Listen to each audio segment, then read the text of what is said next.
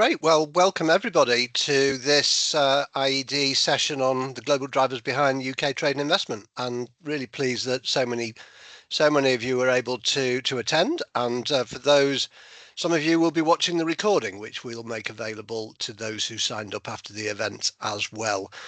So I'm Nigel Wilcock. I'm the Executive Director of the Institute of Economic Development. I know very many of you on the call. Nice to see everybody. But today we've got Tom Stannard, CEO of Manchester City Council, but also, of course, the chair of the iED.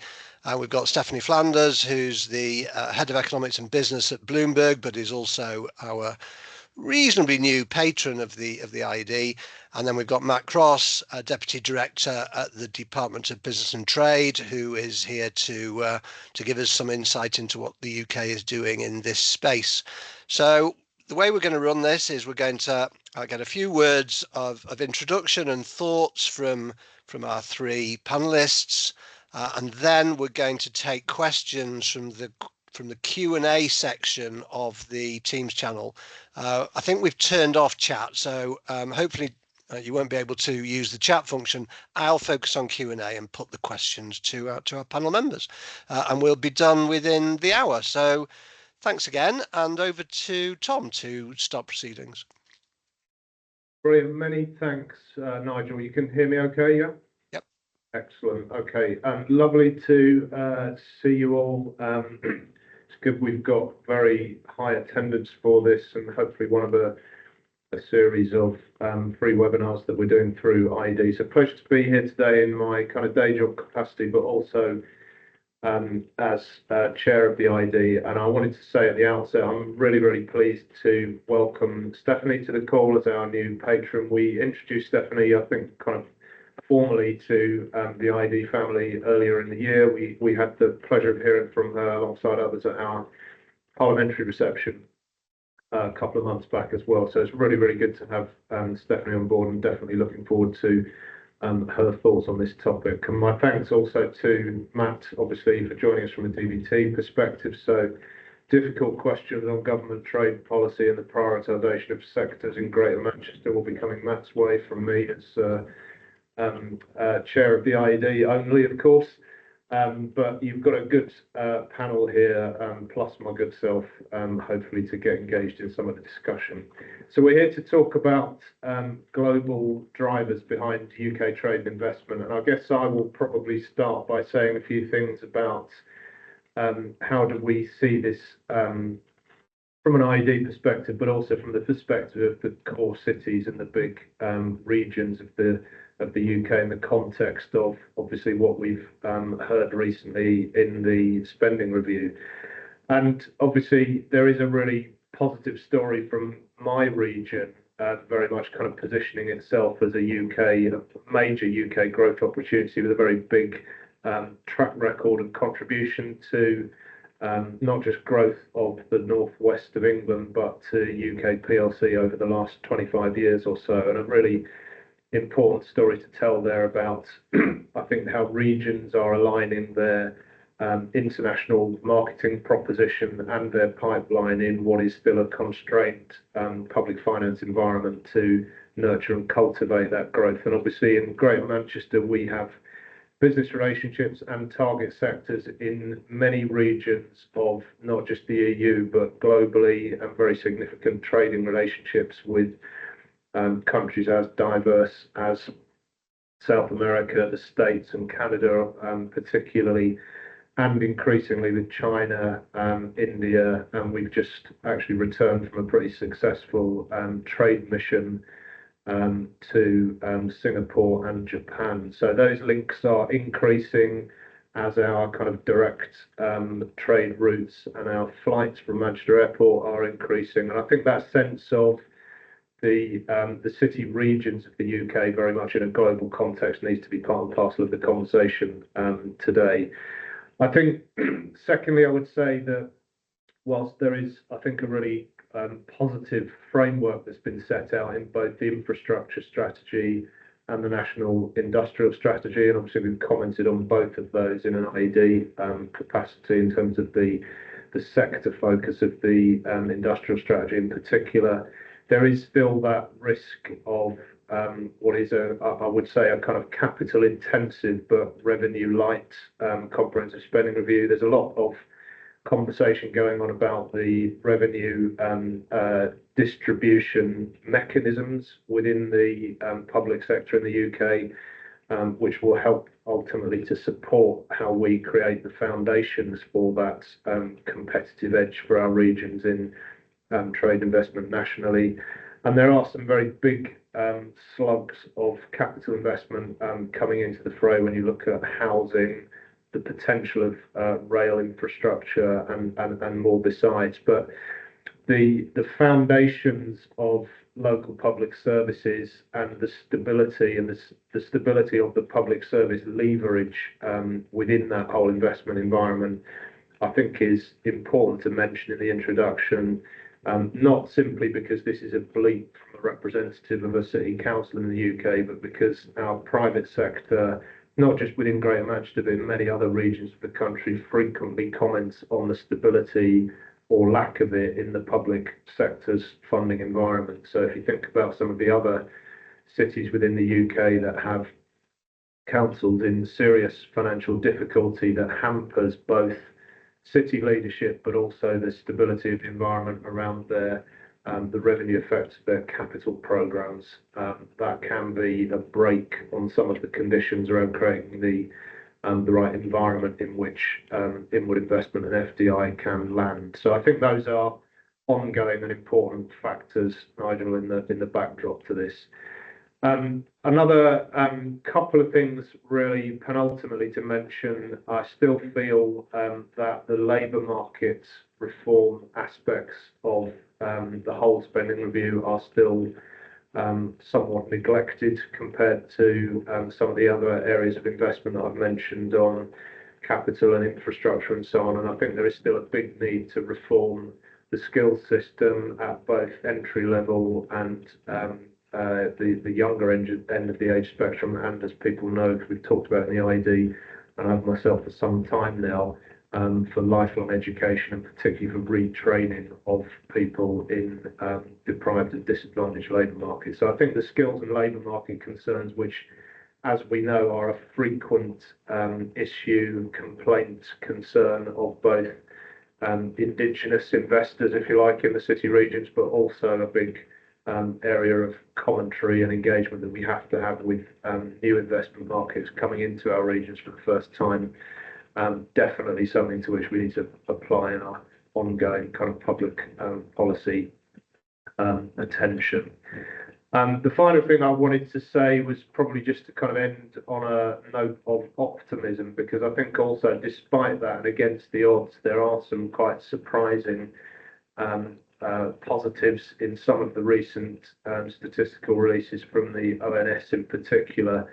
And I have got in front of me on a separate screen, which I'm more than happy to share with colleagues afterwards, what has been called in not remotely undramatic fashion, the most important chart in UK economics, which was carried by none other than the great organ, the Manchester Mill, a couple of days ago. And this was, I think, an important part of the ONS June 2025 release, which showed, despite what I've just said about skills deficits in the UK economy, despite that being such a frequent part of our commentary and engagement with the private sector nationally and internationally, inflation-adjusted productivity in English city regions has been improving pretty steadily since 2004. So this is going back over the last, looking at those trajectories over the last 20 years or more. I'm pleased to say that chart, which is probably why the Manchester Mill call is the most important one in UK economics, shows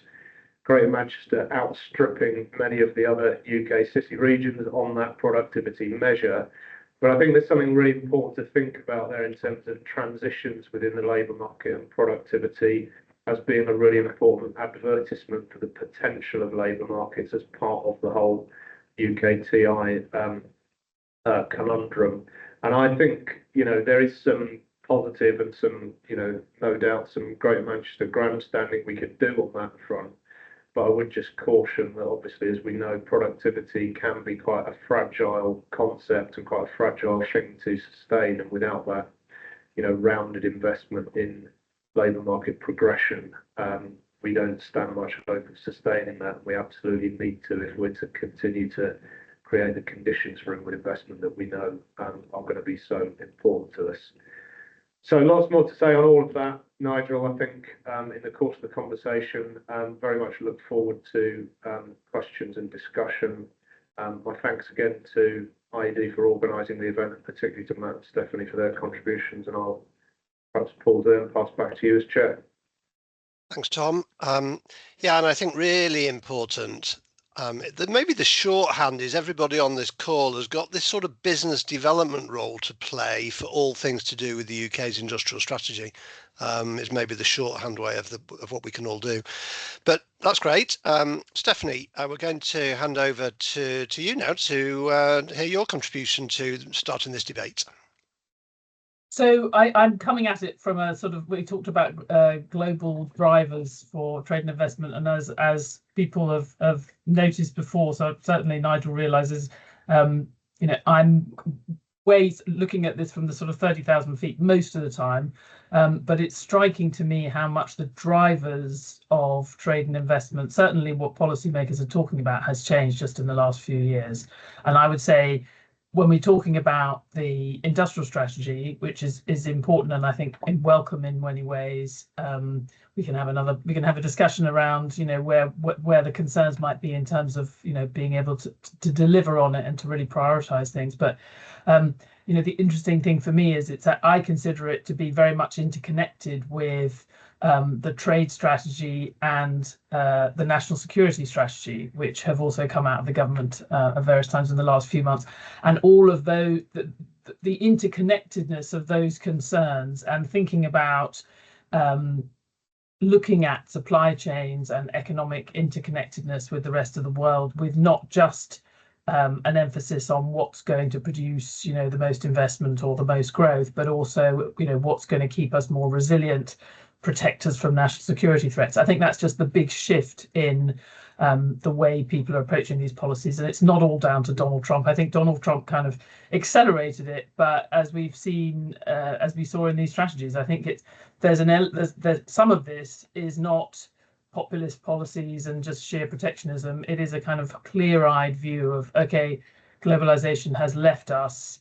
The pattern of globalization, the pattern of trade and investment policies that we've followed have left us vulnerable in certain ways. Some of them were shown up with COVID and the inability to get something, discovering that we're dependent on certain, one country for a certain number of things, 100%, which is probably risky, but also a sort of sheer national security risk from, for example, over-reliance on China, that it's not just China. So I think if you are sitting on the ground trying to think about how to help councils and how to help enable businesses to take advantage of these things, that's just a reality which adds complexity and maybe also sometimes explains things that seem a bit inexplicable. If we have, you can't just assume that policymakers will at least be attempting to maximise, to look even on a kind of green book level, to be looking only at the economic cost benefit, because they're maybe pricing some other things into that as well, including national security concerns. So, as I said, I think that adds to the difficulty on the ground of kind of what can you count on? What do you think's which of these policies will be able to endure and also provide a kind of consistent approach for people to follow on the ground?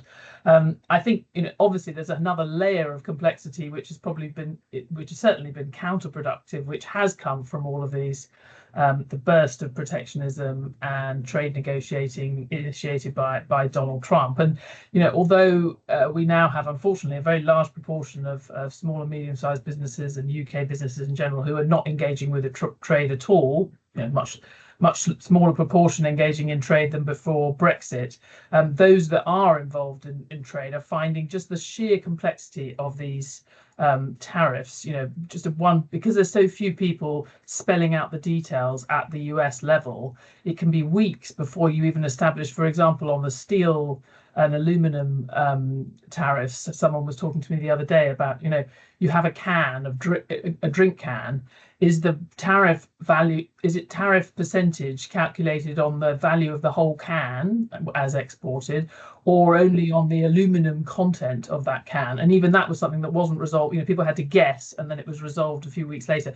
And that's just a tiny example. Anyone who finds themselves caught up in this, even if they didn't think they were exporting a lot to America, could find that they're caught up in this because one of their suppliers is exporting to America and is now, has found themselves caught up in one of those kind of webs of tariffs. So I do think all of that, puts the emphasis on, well, it sort of reminds us that we have got ourselves into a place where we're probably more interconnected with the rest of the world than we anticipate, than we knew, and we didn't have to worry about all these little the details of global supply chains before. Now we actually have to know where everything comes from, or at least to much more than before. But I think from a domestic standpoint, it does put that emphasis that I know everyone here talks about a lot on delivery and on joining the dots. I would say, if I was being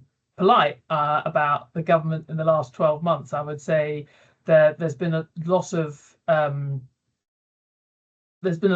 actually surprisingly, I think potentially effective and important microeconomic changes, and certainly sort of changes of aspiration on public investment. A step change in public investment. You mentioned that's more on the investment side than on the spending side, but we've certainly seen a significant, I think it's extra 20 billion that we wouldn't have had in public investment over the last 5 years from the change in that fiscal the approach to investment and the fiscal rules that Rachel Reeves did.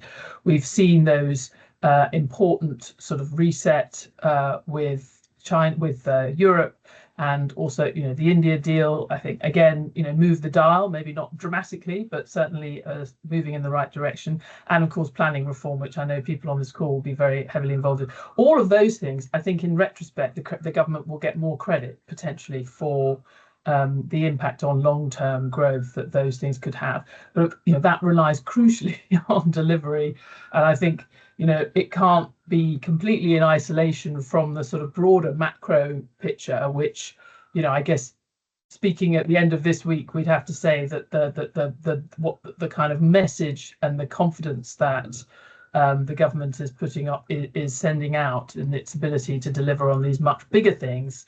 I think it's unfortunate that a lot of people will have just lost a lot of confidence in the government in the last few weeks, that they're willing to actually able to do what they say they're going to do. So I do think that's a headwind even for some of these things which we might think are unconnected.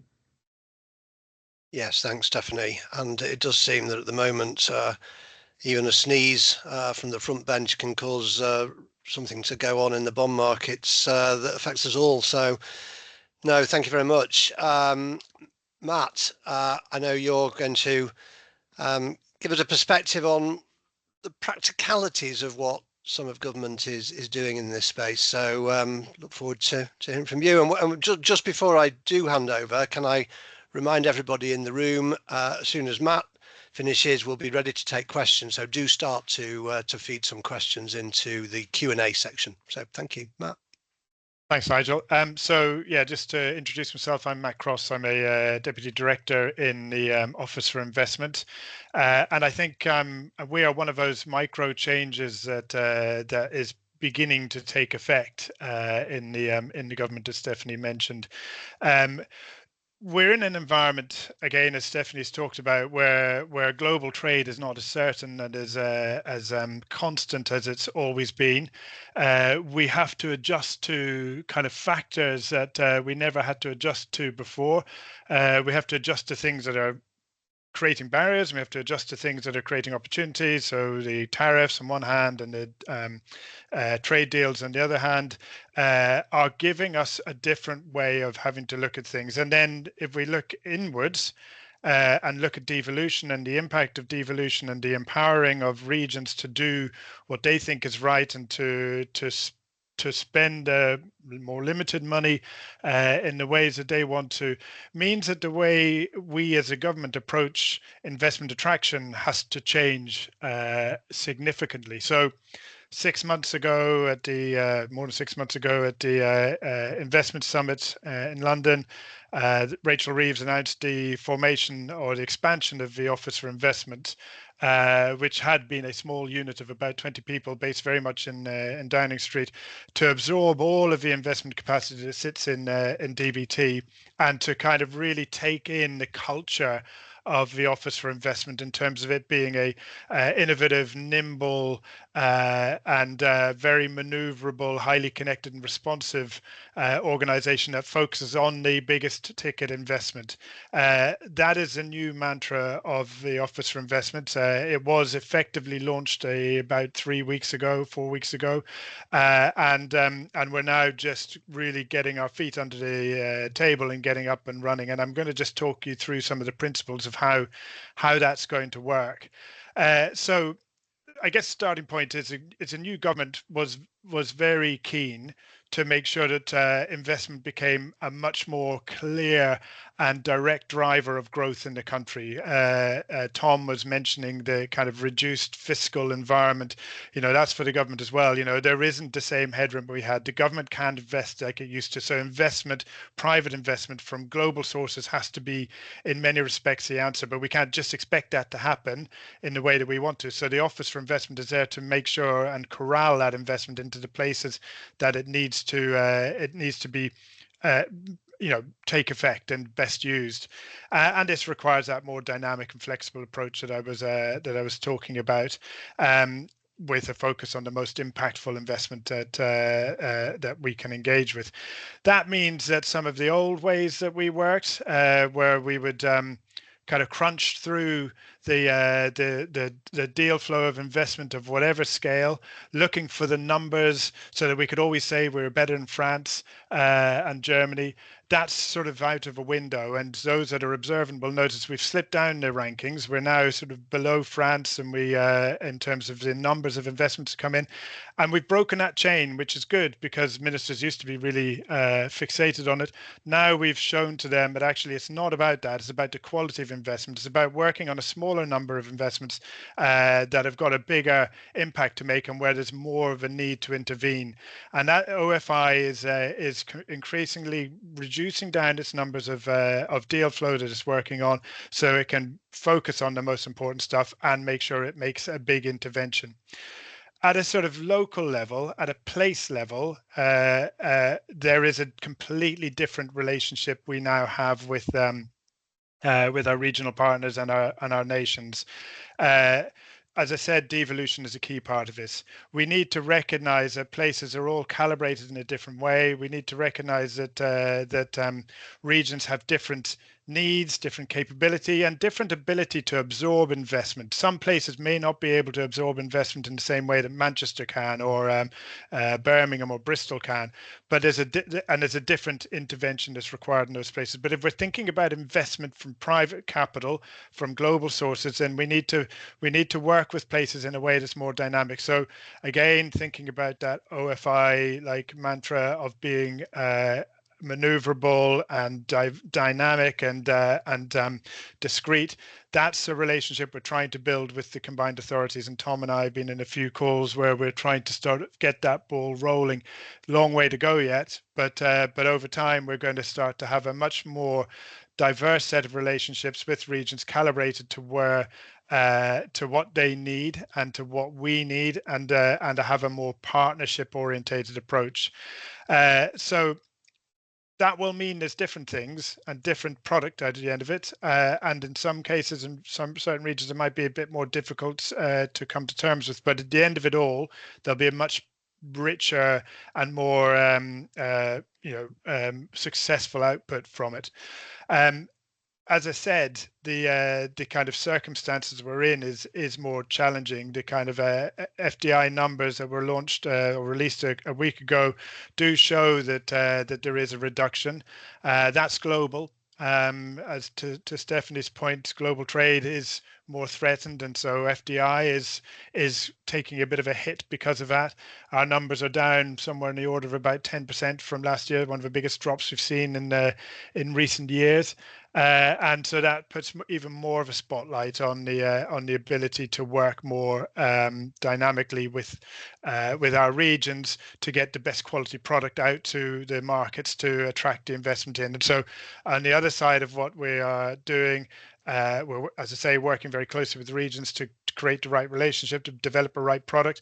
Then we're working on with our overseas colleagues in the top 25 markets globally to essentially identify the most important and most prospectively impactful investors in the world that could meet the needs that we've identified that come through the industrial strategy and through local growth plans and other mechanisms to bring the opportunity together with the investor that can meet that opportunity in a much more direct way. So that's through what we're calling hunt lists. We're working very closely with the industrial strategy team and the IS8, the 8 sectors that are identified in the industrial strategy. We're developing propositions very, very tailored towards those sectors.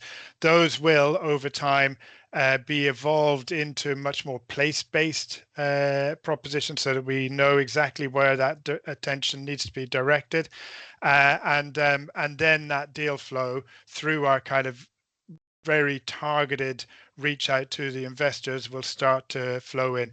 We're expecting a massive drop off in the number of investments we're actually dealing with, but as I say, a huge increase in the impact of that investment and a huge increase in the relevance of that investment and a huge much more direct intervention in terms of making that investment work for the UK. And I think that's critical in this environment, given everything that Stephanie and Tom have talked through. We need to work a lot more smarter in investment. We need investment to work a lot more clearly to what the government can't invest in anymore directly, and therefore we need to manipulate it more. And that's what OFI will be trying to do over the next, period of this government at least. Thanks, Matt.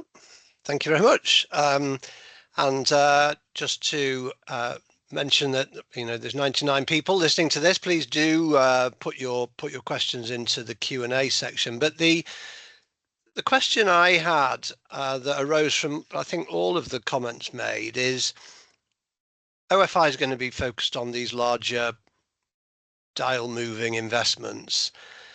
Does that mean that there's more opportunity, do you think, for local agencies, for regional agencies to start to work with more medium-sized businesses, or is that going to be counterproductive? Does that just create a lot of noise that starts to make the UK's message a bit inconsistent? I don't know if we start with you, Matt, given its sort of policy area, and then can move around. Yeah, it's a really good question, and one we're very alert to. So, yes, is the answer. Absolutely, we feel that the kind of our local partners are more important than ever.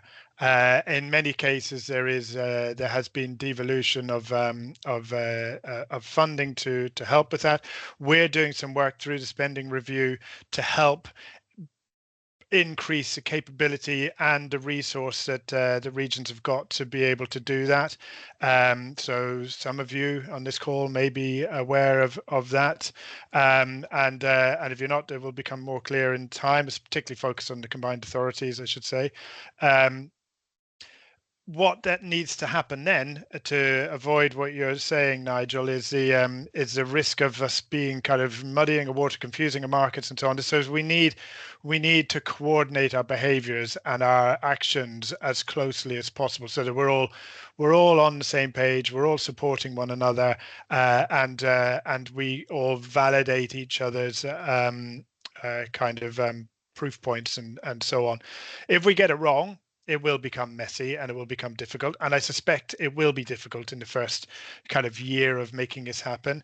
But I think the government, DBT, through spending review, putting that money in, about £10 million a year, is going to be coming down the line, really helps us to create that leverage to kind of align those behaviours. Great, thanks, Matt. And I don't know, maybe Tom, you go next. And in the chat, we've also had the role of local authorities in this space too, as one of the questions. So yeah, over to you, Tom. Yeah, I mean, I think I sort of echo parts of what Matt said, and I think there is a really important job of work to do to continue to sharpen at the kind of regional level, and that's whether there's a major city in the region or not. But the proposition to both, government, industrial strategy sectors, but most importantly to overseas markets about sectoral strengths. And I think this is quite a challenging job to do, because there is often and I think actually the work that Matt's described in OFI and the kind of refining of the overseas markets, as well as the refocusing of the sector's proposition for the country, is helpful to this, because there is often a tendency to think that a region should have a specialism that is distinct and separate from a different sectoral specialism in a neighbouring region or in a different part of the country. In other words, a more kind of binary view that says, for example, because Greater Manchester is probably always and forever going to be known for graphene, that our sector specialism is advanced materials and manufacturing, and to hell with everything else. And actually, there's a much more nuanced strategy here that says, it's the interplay between that and the other, what we call frontier sectors, that sit alongside that in the whole FDI interplay.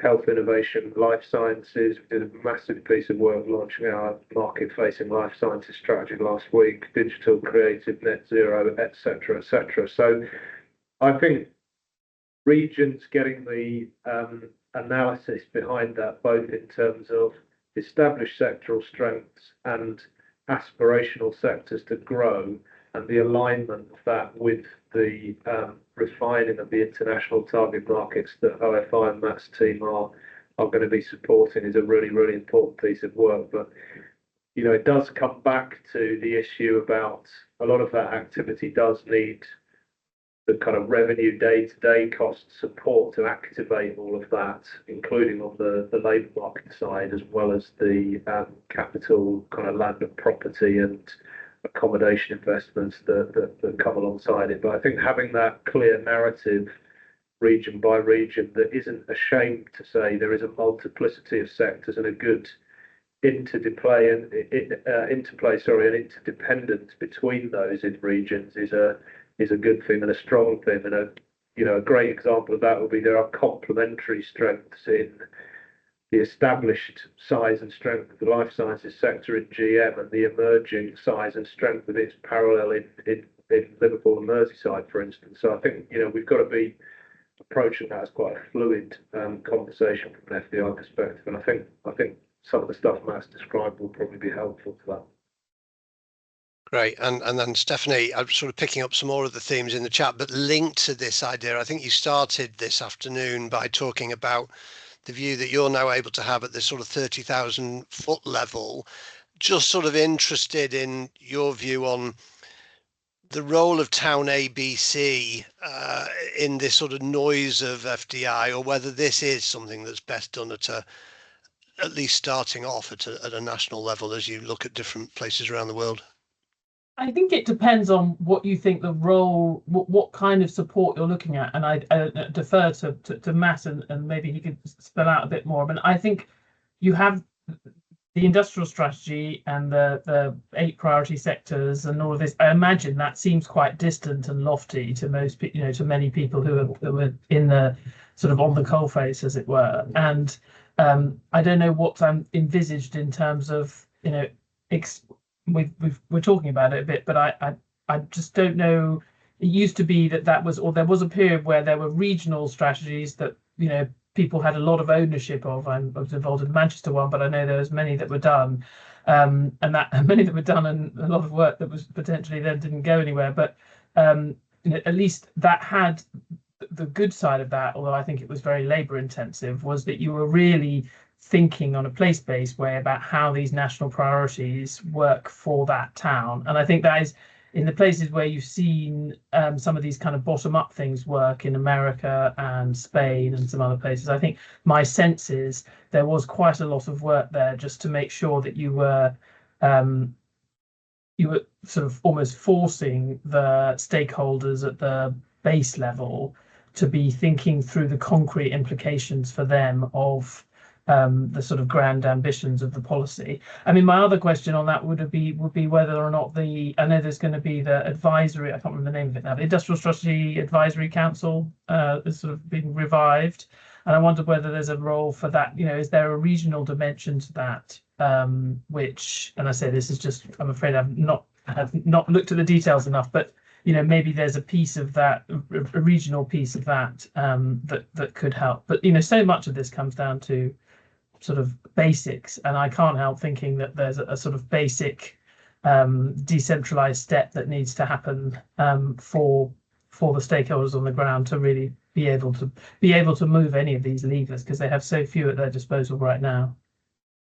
Yes, I think that plays into the next question, which I can feed into you, Matt, which is actually we've got some of the things that Stephanie was talking about there of regions really working through what they can do. Then we've got this sort of general view that actually some of this investment might happen anyway, and it's more to do with the macroeconomic environment and some of the macro policies around tax rates, regulations, employment regulations, etc. It's a direct question in the chat. Does OFI have a view as to how much of this stuff you're helping, but it would come anyway, but you're making it easy for them, or actually that it's genuinely competitive and you're having to work on the competitive offer? What's the sort of sense of that, Matt? Well, it's a bit of both, to be honest. I mean, the investment, there's always going to be investment that comes in that can land and doesn't need an intervention. And we want to avoid that. We don't need to step into those because it just wastes our time and unnecessary from the point of view of the investor and from the destination. So we're either going to get involved where actually we need to make a compelling case to the investor that this is a right place for them to put their capital. For example, Oxford-Cambridge corridor, we're doing quite a lot of work at the moment to bring forward not only the kind of Oxford-Cambridge parts of the equation, they're kind of looking after themselves, but to bring forward the elements that could unlock the wider growth across that region, that brings that sort of that entire new functional economic area together. And our intervention needs to be more in the middle to make that happen. And that becomes a case of persuading investors that this is the right thing to look at, and doing that by showing them that we're working across other government departments to unlock some of the barriers that exist to that investment coming in. So basically mobility of workforce, transit between east and west, the supply of power, supply of water, supply of utilities generally, the housing stock. All of those things are going to be critical interventions that government needs to make without necessarily investing a huge amount of money, but which can kind of align the policy areas of other government departments like DCIT and DESNES and so on, and DFT, to make sure that they're taking decisions that are in line with the kind of growth aspirations of that area, to then attract the investment in that's going to actually like fuel the growth that needs to happen. So it's really important that the two things are looked at together, that the selling is often kind of underpinned by the unblocking of the barriers that exist. Good. No, well, thank you. I think that's clear. And as you say, sometimes businesses will be coming anyway, but actually having the nerve to work out which ones you can just leave to their own devices is quite a big choice, quite a difficult choice. I think one of the questions further down the chat now, and do keep them coming in, I am looking at them all, but I think we help UK businesses to trade, but somehow we don't really celebrate those UK businesses that then go global and invest overseas. I think, in some ways we see that as a failure. Why did they not put more investment in the UK? And I just wonder whether the UK is a bit different in that regard. Other countries might absolutely celebrate their businesses investing overseas and help them to do so. And I didn't know if you thought there was a role, maybe Stephanie, whether you thought there was a role to do a bit more to celebrate UK businesses going global, setting things up internationally, and of course earning those profits back for the UK. I mean, is that something we should be celebrating, or a bit of a difficult space? I think it's not so much difficult. I think it's an area that actually, whether consciously or subconsciously, and others may disagree on this, I feel there was a model of support for trade and investment and globalization, which put absolutely at the center, the profit maximizing choices of big companies and UK companies specifically, and anything that UK companies did that was taking advantage, building integration and taking and helping develop, more global supply chains, going to cheaper places to produce and then bringing back profits, was welcomed in the sort of, a post-Thatcherite and a Blairite view of, we support the decisions of a profit maximizing private company. I think the shift, that the lack of, I don't know how to put this. I think that the sort of disaffection with rightly or wrongly, with the implications of globalization and the perception that it has contributed to a sort of weakening of society and communal bonds and all of those things, and also to large companies making a lot of profits but not necessarily thinking about the places that are affected by it. I think it's just that when we talk about place-based growth, I think it's not just that we are working with local communities and thinking about the drivers of growth on the ground. It's also that we're sort of, our starting point is, what does it mean for these places in the UK, rather than, is a British company going to do well out of this? I don't think that means you're discouraging companies from going and investing, although I do think it's a much tougher environment. It's not, you have to be quite brave now to sort of develop a very far-flung supply chain, given the amount of frictions that are coming into the system. But I just think the emphasis has shifted and the sort of starting point has shifted. Are we starting with businesses and just trusting that what's good for British business is good for British economy and society? I think that has shifted somewhat, and I think probably should shift, given the kind of tensions we see on the political front. Yes. Yeah. No. Thank you. And just none of that. None of that means you're discouraging countries from investing, but I just think it's a different emphasis. Yes, and also the view of local communities on the whole idea of globalization. I think moving around, we've had a question on the call about productivity and investment, and actually whether that actually is just causing more damage to the planet and environment. But I'll leave that as a comment from our Q&A. We've got then a question, most recent question. Maybe this is certainly for you, Tom, to start off with, I guess, is, on the one hand, we've got the difficulties in the global environment, geopolitical tensions, maybe reducing trade, increasing the risk of trade, certainly increasing the risk of investment, and at the same time, then demands on the UK to increase its defence expenditure. Do you think there's a risk that at a local level, some of the things we've been promised can't happen because we've got to reallocate to, well, old economics textbook, guns not butter? Is the shift towards defence likely to start to undermine our competitiveness at a local level? Well, I would say, generally speaking, the answer is no, and I think it's just because of the much more sophisticated, nuanced understanding of what defence and security industries actually involve in their supply chains these days.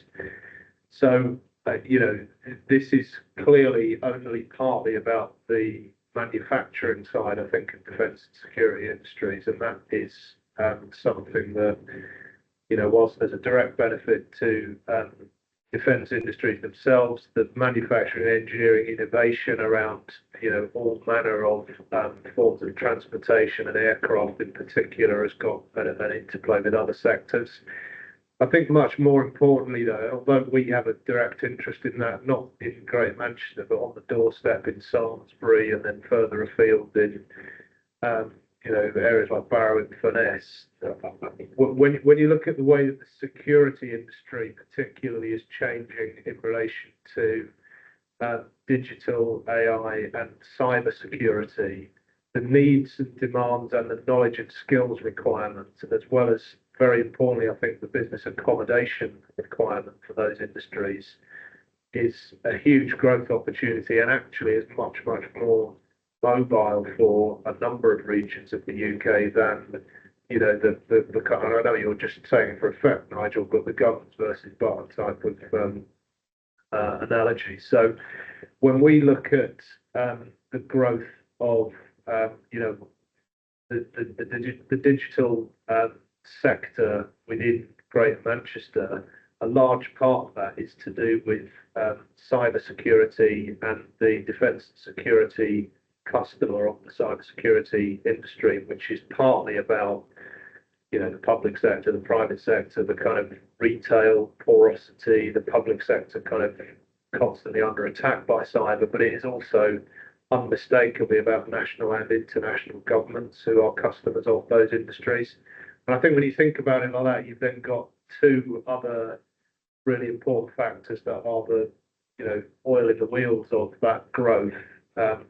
One is the labour market dynamics, so the skills and retraining opportunity for working age people into those industries. I would see that as one of the biggest labour market transition opportunities for the UK economy.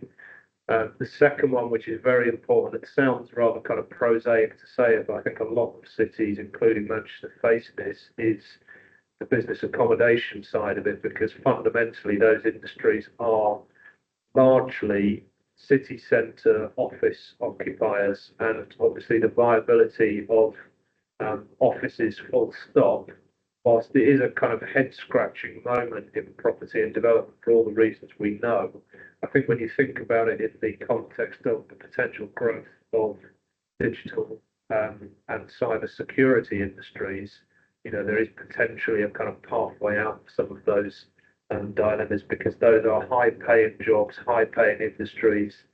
They are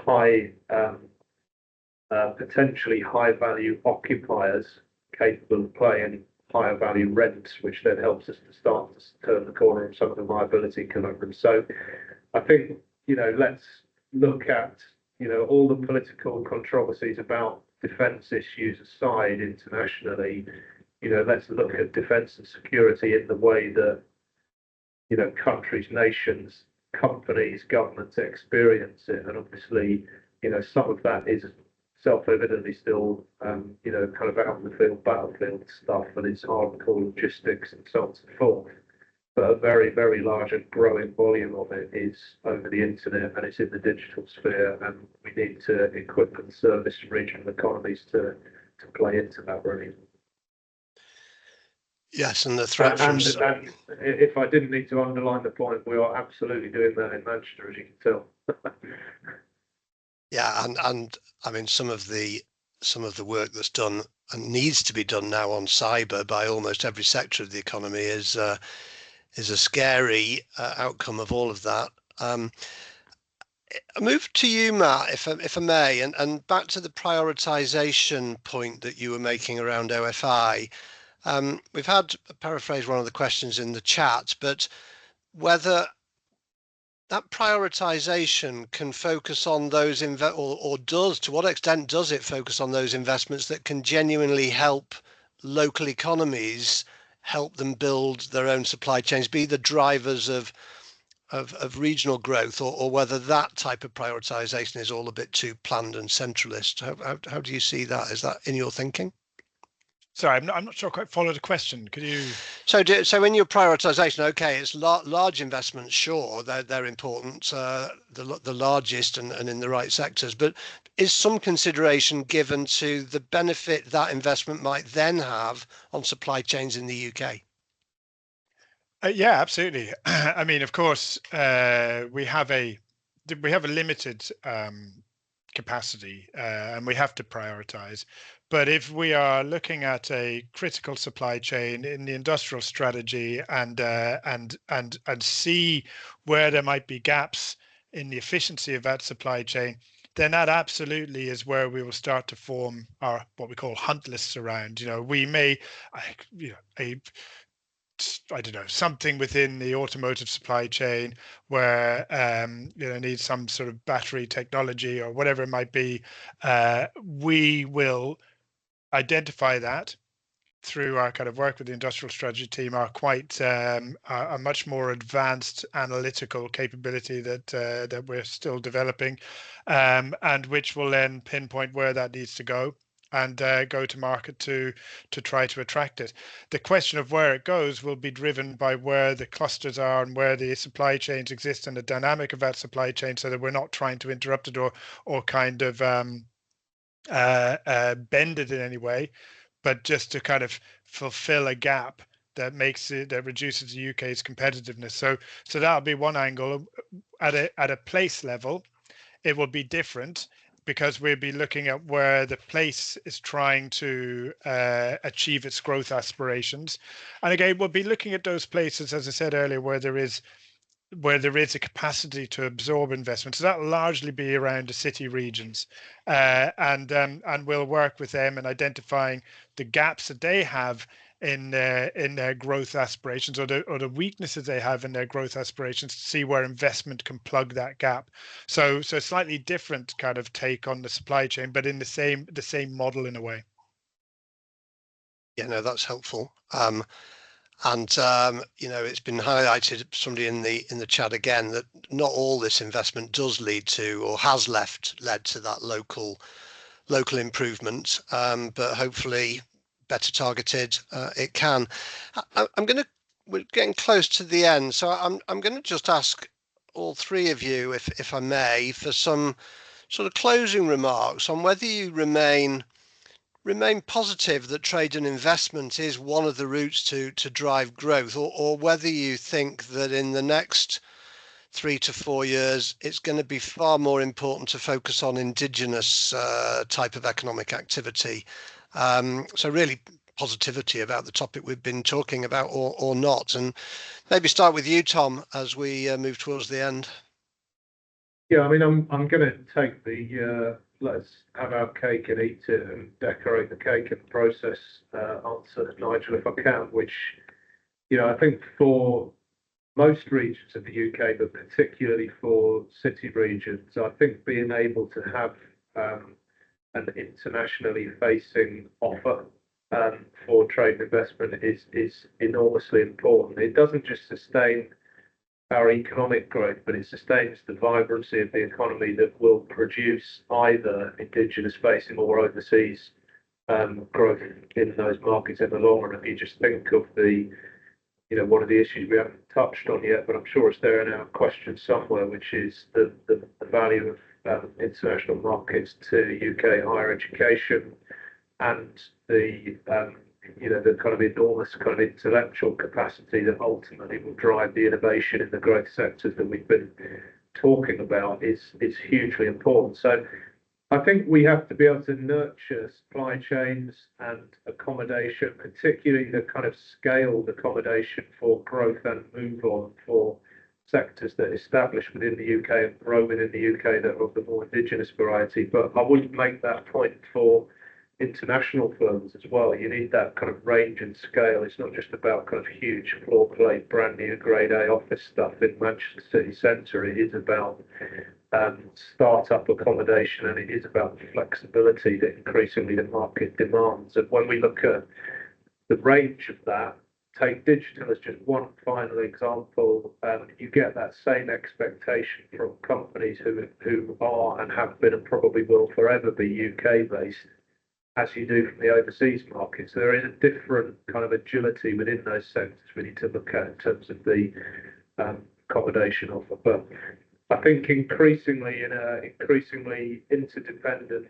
globally connected world, for all the reasons we've talked about, I don't think that UK PLC can afford to only look inwards. I think we need to look inwards and nurture that growth internally, but we've absolutely got to face into those European and international markets. And I hope, aided and abetted by the support we've seen in the sector's focus of the industrial strategy and all of the work that Matt and the DBT team are doing, and supported by the brain power of the iED as well, Nigel, which is always helpful to the party, isn't it? It is, thank you. And of course, yes, there is maybe the question should never be binary. We can't do one, not the other. But aspects to be positive about, Stephanie?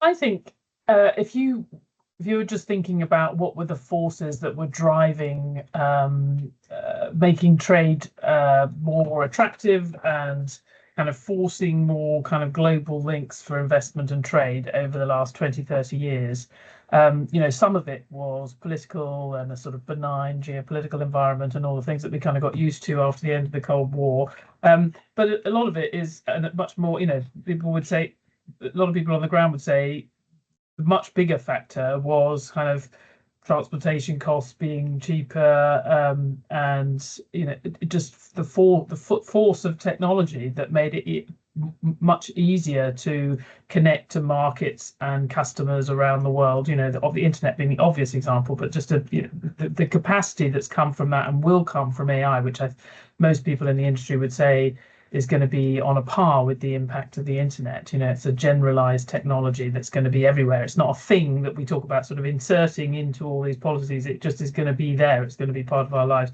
So all of those micro forces that were sort of making the world smaller and making things possible that wouldn't have been possible, linking up workforces in different parts of the world. That's all, if anything, more than it was in this previous kind of high watermark of integration and globalization. So I think you have to be positive on that in the sense that the pathways will be there, the opportunities will be there. I think, but inevitably you also will need to be. It's not going to be. There won't be a sort of easy recipe for it. That maybe there was a little bit of a simpler path that you could follow and you could kind of copy what other people had already done in the industry. I'm reminded of what one of the sessions I did for the Inclusive Growth Commission. I think we were in a workshop of exporters. It may have been Manchester, but I can't remember exactly where. And when I talked to them about the export strategy, he said, well, most of the companies that most people we work with, we're trying to work through the export strategy to Leeds, let alone, anywhere else. And I do think, the UK more than anywhere else, that question of sort of regional connectedness and national connectedness, just on a sort of basic level, maybe we would get further if we thought of some of these connections as being about trade and not about, infrastructure and north-south divide and all these things. If we just sort of say, look, we want to be able to trade with everywhere, whether it's another part of the UK or somewhere, Indonesia or some of these other fast-growing places. So maybe that I'm optimistic about it, but we should be having a very broad definition of trade. Yeah, no, well, thank you. And it's a slightly unfair question to ask DVT whether they're confident about the future. But I mean, in just a sentence, Matt, what would you say was the most exciting thing that the new changes from the work that's being done will bring to the UK over the next period? Well, so I do think that sort of precision focus that OFI is bringing, and it's still so early days that it's difficult to see. We've got the new toy, we haven't really worked out how to play with it properly yet, and we're doing that. So that is exciting. Over the 6-12 months into the future, we will start to get a sense of that, and the capability and the people around in OFI are extremely talented. Some really, really bright people, and I'm recruiting now for 6 people. We're calling, actually, if anyone's interested in the place-based role in OFI, there are job ads out there for 6 individuals right now, so have a look. But the caliber of people that we're bringing in, really strong caliber, because OFI seems to have a brand. It's got a growing reputation that people want to be a part of. So I think that's really exciting. Well, that's a great way to end dare I ask where your place-based people are going to be based? Well, the offices that we have in DBT, so Manchester, Darlington, Birmingham, Belfast, Edinburgh, and Cardiff, and 1 or 2 in London. No, Nigel, I'm based in Bristol, which is unfortunately closing that office, which is a bit of a disappointment. Dare I also just add, because Stephanie, you did mention this earlier, that the HQ of the Industrial Strategy Council is going to be in the middle of Manchester as well. So we're very grateful for that. Why am I not surprised? I'm quite surprised, Tom, that it took to 1 minute past the end, 1 minute past the hour for that to be mentioned. But thank you, everybody, for joining the call. We've come to the end of the session. I mean, most importantly, to thank Stephanie for attending, for Matt for attending, and of course Tom, our chair, for attending too. So many thanks. Hopefully an insightful discussion for everybody that attended. We were very pleased to see everybody, and we'll see you all again on another one of our afternoon editions. So look out for those. But thanks again. Thank you very much. Good afternoon. Thank you.